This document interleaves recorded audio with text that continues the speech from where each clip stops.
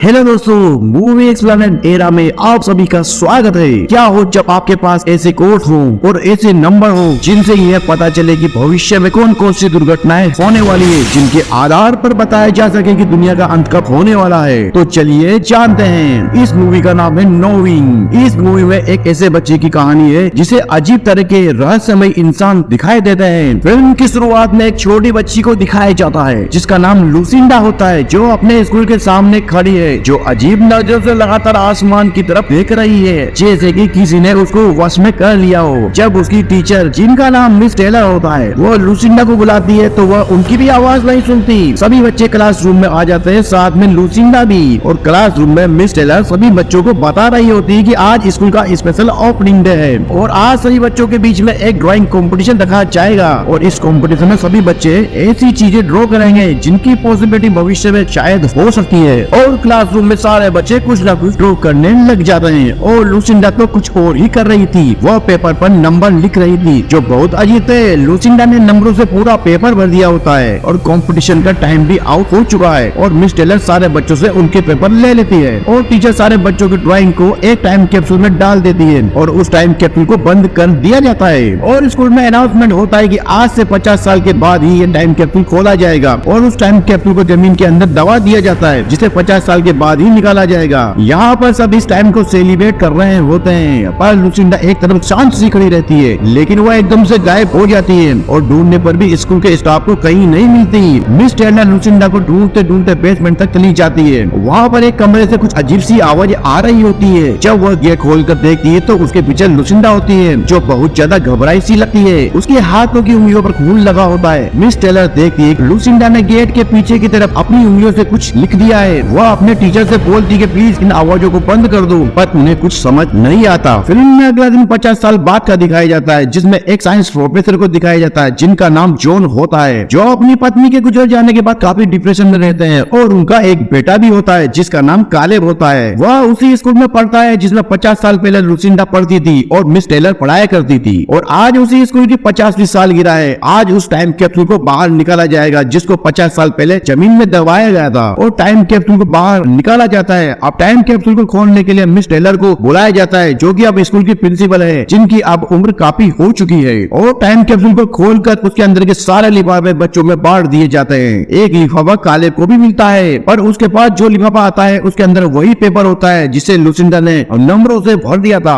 Caleb जैसे ही उन नंबरों को पढ़ता है उसको भी वैसी अजीब सी आवाजें सुनाई देने लगती है जैसे कि लुसिंडा को सुनाई देती थी। और एक रहस्यमय आदमी दिखाई देता है। उसको समझ नहीं आता है कि उसके साथ क्या हो रहा है। कुछ देर बाद रहस्यमय आदमी भी गायब हो जाता है और वो आवाजें भी बंद हो जाती है। शाम को जब कालेब अपने पिता के साथ होता है तो मिस्टर जॉन को कालेब के बैग से लुसिंडा वाला पेपर मिलता है जिसमें वो अजीब से नंबर लिखे हुए थे। कालेब जॉन से कहता है कि पापा इन सारे नंबरों का क्या मतलब है। जॉन कहता है कि इन नंबरों का कोई न कोई मतलब जरूर होगा। फिर जॉन उस पेपर को टेबल पर रख देता है और अपनी ड्रिंक्स वाला गिलास भी पेपर के ऊपर रख देता है जिससे गिलास के लिक्विड से पेपर पर एक सर्कल बन जाता है। जॉन सर्कल के अंदर जो नंबर होते हैं उनको ध्यान से देखता है और रिसर्च करता है तो उसे पता चलता है कि ये नंबर कोई ऐसे ही नहीं है, ये ऐसी डेट है जिस दिन काफी सारे लोग मारे गए थे। और इस वजह से वो पेपर को और ध्यान से देखता है और आगे देखता है कि उसमें वह नंबर भी लिखे हुए हैं जिनमें यह बताया गया है कि वहाँ पर कितने लोग मारे गए हैं। इन सब चीजों को देखकर प्रोफेसर बहुत ज्यादा शॉक हो जाते हैं और वो बाकी नंबरों के बारे में भी रिसर्च करने लग जाते हैं। उन्हें पता चलता है कि ये नंबर यूं ही नहीं है, इन नंबरों का कोई मतलब जरूर है। इन नंबरों में उन दिनों की तारीख या मरने वालों की संख्या लिखी है जब कोई न कोई दुर्घटना या भूकंप या आतंकवादी घटना हुई थी जिसमें कई सारे लोग मारे गए थे। उस पेपर में आज तक उन सारी घटनाओं की तारीख और मरने वालों की संख्या है जिस साल से लुसिंडा ने उस पेपर को लिखा था। जॉन उन सारी तारीखों को रेड कलर से मार्क कर देता है और मरने वालों की संख्या को ब्लू कलर से मार्क कर देता है। पर इसमें अभी भी कुछ ऐसे नंबर्स होते हैं जो जॉन को समझ नहीं आ रहे होते हैं कि यह किस बारे में है। अगले दिन जॉन अपने एक फ्रेंड से मिलते हैं और उसको ये सारी बात बताते हैं। वो बोलते हैं कि इस पेपर में ये जितने भी नंबर हैं वो किसी न किसी डिजास्टर की तारीख है या मरने वालों की संख्या, और मैंने तारीख को रेड कलर से मार्क कर दिया है और मरने वालों की संख्या को ब्लू कलर से। लेकिन इसमें कुछ नंबर ऐसे हैं जो मुझे अभी भी समझ नहीं आ रहे हैं। जॉन अपने फ्रेंड को बता रहे होते हैं कि इनमें वो भी नंबर है जिसमें कल 81 लोग मारे जाएंगे, और जॉन के फ्रेंड को उनकी बात पर बिल्कुल भी विश्वास नहीं होता। उन्हें लगता है कि जॉन बहुत ज्यादा टेंशन में है। वो जॉन से कहता है कि तुम कुछ दिन आराम क्यों नहीं कर लेते। तब जॉन वहाँ से चला जाता है। जॉन उन नंबरों की सच्चाई जानने के लिए मिस टेलर के घर जाता है जो 50 साल पहले लुसिंडा की टीचर थी। जॉन मिस टेलर को लुसिंडा का वह लेटर दिखाता है। मिस टेलर कहती है कि लुसिंडा बहुत ज्यादा खोई सी रहती थी और थोड़ी थोड़ी घबराई सी भी। मिस टेलर जॉन को लुसिंडा की वो बेसमेंट वाली बात भी बताती है है जिसमें उसने खून से डोर पर कुछ लिख दिया था। आगे बताती है कि लुसिंडा किसी बीमारी की वजह से कुछ सालों पहले ही मर गई। तो वो कहती है कि इससे ज्यादा मुझे कुछ पता नहीं। जॉन निराश होकर अपने घर आ जाता है। जब जॉन अपने घर पे फोन पर किसी से बात कर रहा होता है तो वो खिड़की से बाहर देखता है कि उसका बेटा कालेब कार में बैठे हुए किसी अनजान व्यक्ति से बात कर रहा है। वो अनजान आदमी कालेब को अजीब सा काले रंग का पत्थर दे जाता है और वह आदमी जॉन के वहाँ पहुँचने से पहले ही वहाँ से निकल जाता है। अगले सीन में दिखाया जाता है कि बहुत तेज बारिश हो रही है। जॉन कालेब को स्कूल से लेने जा रहा होता है। रोड पे आगे कुछ हो जाने की वजह से ट्रैफिक जाम हो जाता है। जॉन अपनी बहन को फोन करके बोलता है कि तुम कालेब को स्कूल से ले आओ, मैं यहाँ जाम में फंस गया हूँ। तभी जॉन की नजर कार के जीपीएस पर पड़ती है जिस पर कुछ नंबर शो हो रहे होते हैं। जॉन ध्यान से देखता है कि यह नंबर तो वही है जो पेपर पे लिखे हुए हैं। अब जॉन को समझ में आ जाता है कि रेड और ब्लू मार्किंग के अलावा जो नंबर है वो लोकेशन बताने वाले नंबर होते हैं। जॉन कार से उतर आगे जाकर देखता है कि किस वजह से जाम लगा हुआ है। जब जॉन ट्रैफिक इंस्पेक्टर से बात कर रहा होता है तभी वहाँ पर एक प्लेन क्रैश हो जाता है जिसमें जॉन बाल बच जाता है और जॉन अपनी बहन के घर जाता है और टीवी पर न्यूज सुनता है कि इस प्लेन क्रैश में 81 लोग मारे गए हैं। जॉन देखता है कि लुसिंडा की ये प्रोटेक्शन भी एकदम सही थी। अगले सीन में दिखाया जाता है कि कालेब के कमरे में वही रहस्यमय आदमी आ जाता है जिसने उसके हाथ में ब्लैक कलर का पत्थर दिया था। उसे देखकर कालेब डर जाता है। वो रहस्यमय आदमी खिड़की की तरफ इशारा करता है। कालेब जब खिड़की के पास जाता है तो खिड़की के बाहर देखता है कि चारों तरफ आग लगी हुई है। जंगल के सारे जानवर आग में जलकर मर रहे हैं। उसका घर भी आग की लपटों में गिर जाता है। तभी एकदम से जॉन को उसके बेटे के कमरे से बेटे के चिल्लाने की आवाज आती है। जॉन भागकर उसके कमरे में जाता है। वह उसको शांत करता है और जॉन खिड़की के बाहर देखता है क्योंकि वही रहस्यमय आदमी उसके घर के बाहर खड़ा हुआ है। जॉन उस आदमी को पकड़ने के लिए घर के बाहर भागता है लेकिन वह आदमी वहाँ से गायब हो जाता है। अगले दिन जॉन लुसिंडा के घर के बारे में जानकारी लेकर उसकी बेटी से मिलने जाता है जिसका नाम डियाना होता है। जॉन डियाना को उसकी मदर के लेटर के बारे में बताता है जिसमें लिखी गई हर प्रेडिक्शन सही होती है। लेकिन डियाना अपनी मदर के बारे में कुछ भी बात नहीं करना चाहती थी। जॉन उसे यह भी बताता है कि आज से 3 दिन बाद ऐसा एक्सीडेंट होगा जिसमें 170 लोग मारे जाएंगे। तुम अगर मेरा साथ दो तो हम इन लोगों को बचा सकते हैं। यहाँ पर डियाना जॉन की बातों को एकदम बकवास समझ रही होती है और वो वहाँ से चली जाती है। जब जॉन घर पर आता है तो टीवी पर न्यूज आ रही होती है कि जिसमें अगले दिन टेररिस्ट अटैक होने की संभावनाएं बताई जा रही है। जॉन पेपर में लिखे हुए नंबरों को जीपीएस पे टाइप करता है और वह लोकेशन मेट्रो स्टेशन की होती है। जॉन पुलिस को फोन करके बोलता है कि मेट्रो स्टेशन में आतंकवादी हमला होने वाला है, लेकिन पुलिस को उसकी बात झूठी लगती है और वो फोन काट देते हैं। अगले दिन जॉन मेट्रो स्टेशन में जाता है। वहाँ पर उसे एक आदमी पर शक होता है। वह उसका पीछा करता है, उसके पीछे भागता है लेकिन पता चलता है कि यह तो एक छोटा मोटा डीवीडी चोर है। लेकिन इसी मेट्रो स्टेशन की